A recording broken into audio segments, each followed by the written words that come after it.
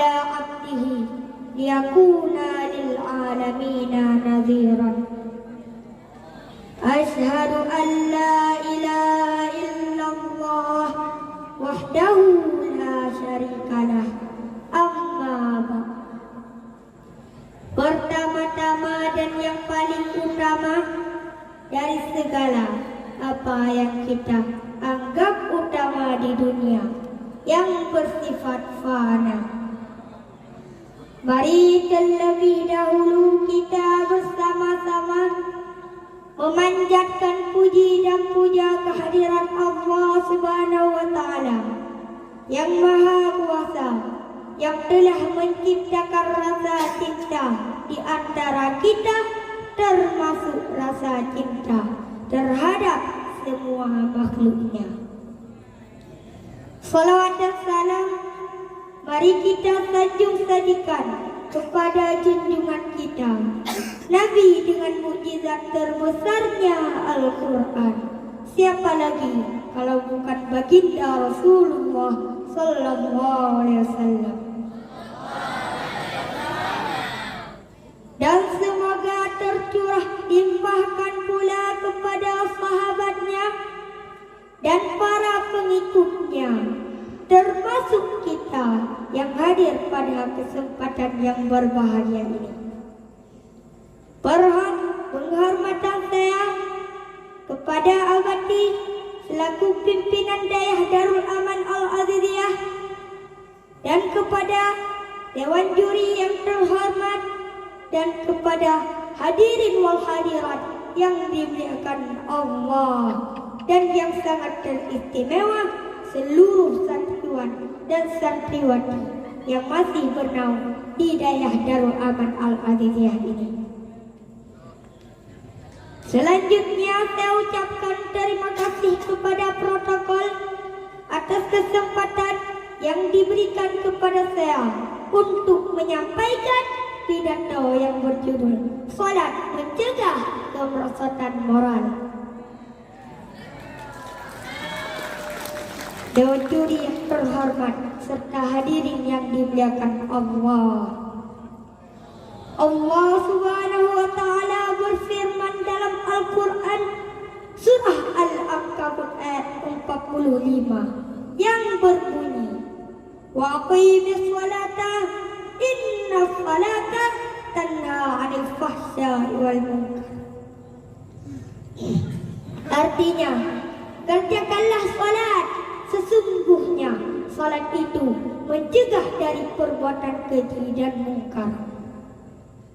Dari penggalan ayat di atas ini dapat kita pahami bahwa salat tidak cuma sebagai ibadah yang hanya dikerjakan atau rutinitas saja, tetapi lebih dalam lagi, salat dapat mencegah segala perbuatan keji dan mungkar.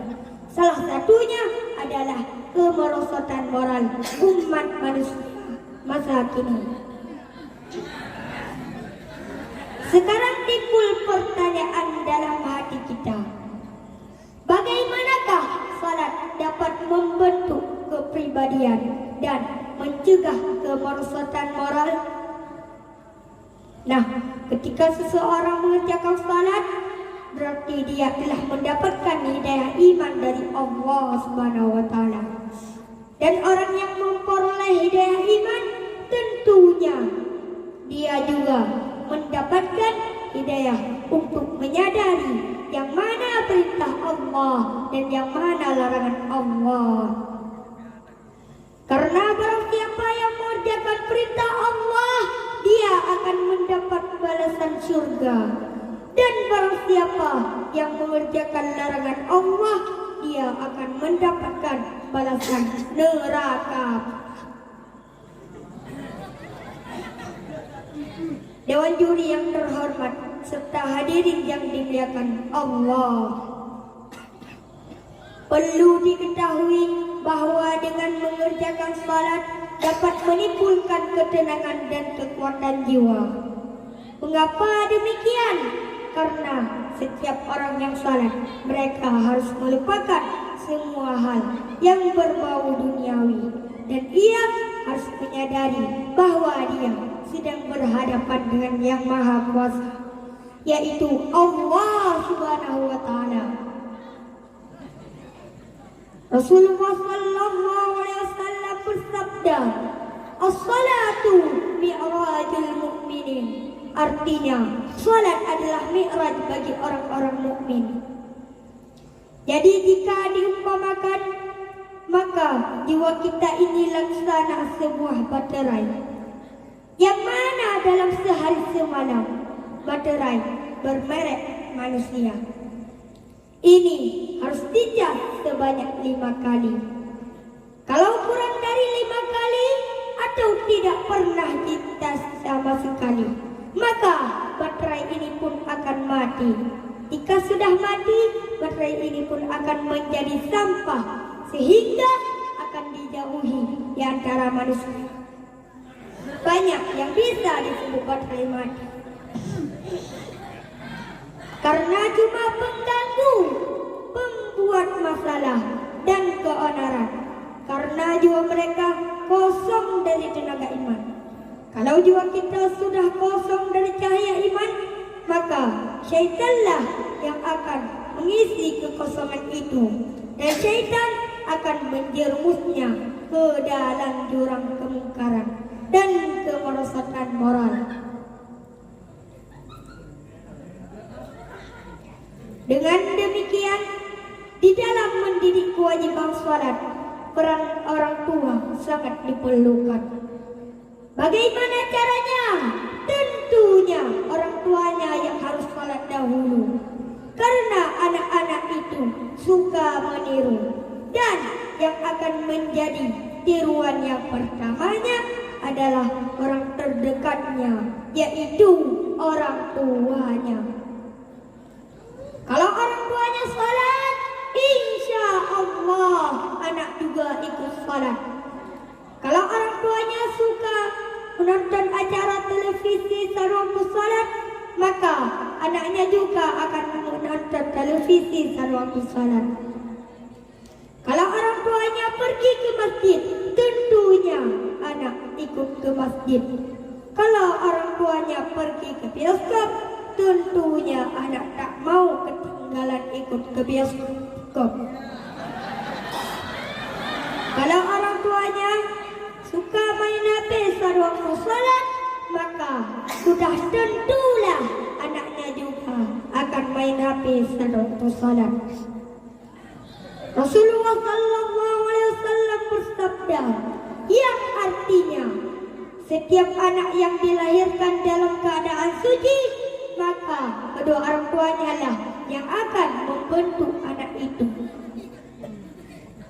Apakah ia akan menjadi orang Yahudi, orang Nasrani, atau orang Majusi?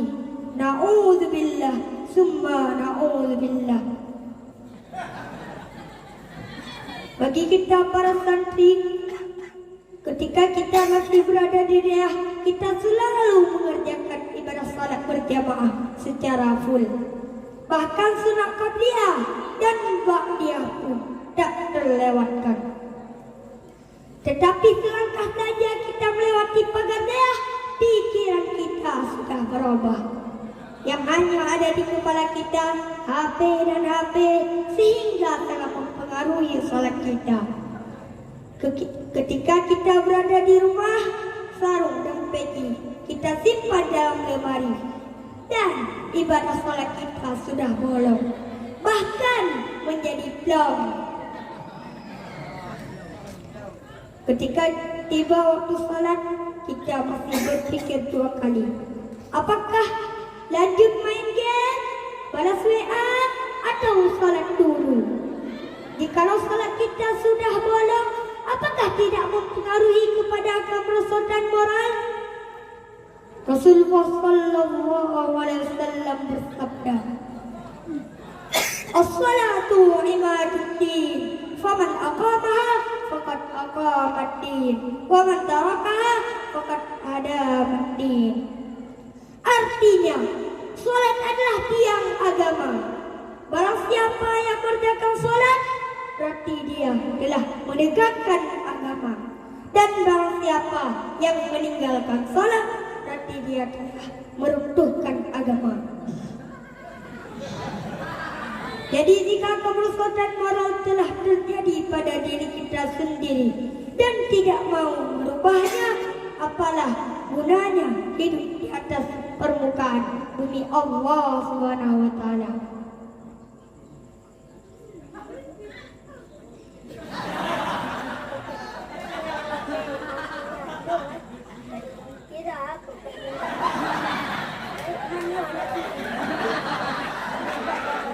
Kesimpulan dari pidato saya, semoga Allah senantiasa menjaga kita agar selalu mendirikan dan menegakkan salat, baik bagi diri kita, keluarga, anak-anak kita, dan masyarakat kita. Insya Allah dengan ibadah salat kita akan mampu mengatasi krisis moral yang sedang terjadi pada negeri ini. Yang benar dari Allah, yang salah dari pribadi saya. Yang benar tolong dimanfaatkan, yang salah tolong dibuang saja. Dan saya akhiri dengan sebuah pantun. Asam kadis, asam gelugur, kedua asam riang-riang. Nangis banyak di dalam kubur, teringat badan tidak sembahyang. Wabillahi taufik wal hidayah, waridha wal inayah. Wassalamualaikum warahmatullahi ta'ala wabarakatuh.